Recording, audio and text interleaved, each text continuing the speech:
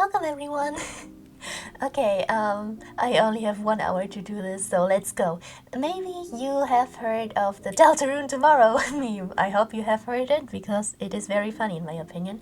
This meme originated because Toby Fox has been blue skying in the last few months, weeks, whatever, about how close we are to chapter 3 and 4 releasing. And because today I saw another community post of civils who then talked about how close Chapterune Delta 3 and 4 are indeed to releasing, I realized, oh no, I better get this out quickly now.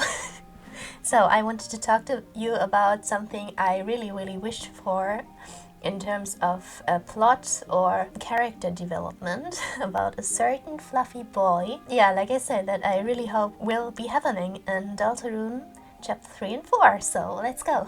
So, what I mean is my biggest wish for Deltarune Chapter 3 and 4, as I also put it in like a Tumblr post, is that I really wish Ralsei will basically have this reaction to Chris opening the fountain, like in this comic by VO Marks.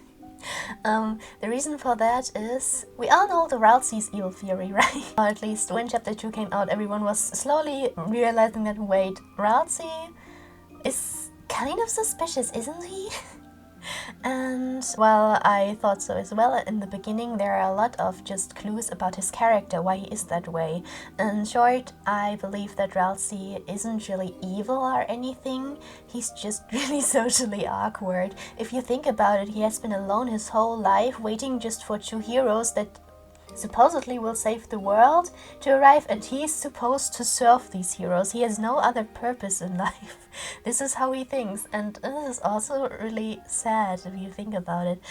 So Ralsei just brushing everything away when something bad happens, like when Chris is yelling because we're controlling them after the Spence and Neo fight, or just saying, yeah, just think about something nice or something soft. AKA, think about me, Chris. He's doing this because he doesn't really know how to handle a situation like this. In his mind, or at least how I read him, everything bad happening would just upset someone, and this is also bad. So best just brush it away and only think about the good stuff. This is also why he didn't tell anybody in specific about the roaring. He just mentioned a big calamity when the fountains will subsume the sky or whatever. And the biggest indicator of that is also when Ralsei is with us in the acid tunnel and tells us, I don't actually know what being Ralsei like really is.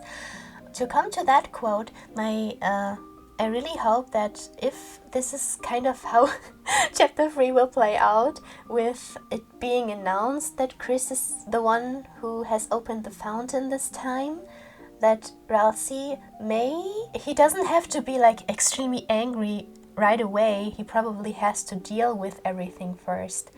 Then maybe he's a little bit shocked. Why would Chris do this? They warned everyone just the day before that they shouldn't do this. But then maybe he also kind of has to think, okay, no, I can't be angry at Chris right now. This is against the legend. I will put everyone in more danger if I right now act out of my own convictions? If I act out of my own convictions right now and tell Chris, I really feel hurt. Why did you do this? Because then and maybe later down the line, maybe he can even practice Susie's sarcasm skills that he just learned, to maybe tell his displeasement of the situation right now through a still kind of nice but not really kind of ways, just not to upset us. Maybe in the end he can actually be like, Chris, you know, this really hurt my feelings. Why did you betray me like that? Yeah, I'm saying this in a joking manner, but I think this would be really important for Ralsei's character, because right now his arc is, at least how I see it, going from someone who thinks he is only existent for others people's sake to someone who actually realizes that he himself is his own person and also important too. And this is also a little bit why I would be a little bit disappointed if Ralsei was in on it from the very beginning, or if Chris is the knight and they both planned this or whatever. I mean, Chris can still be the knight and Ralsei didn't know about this, I don't know.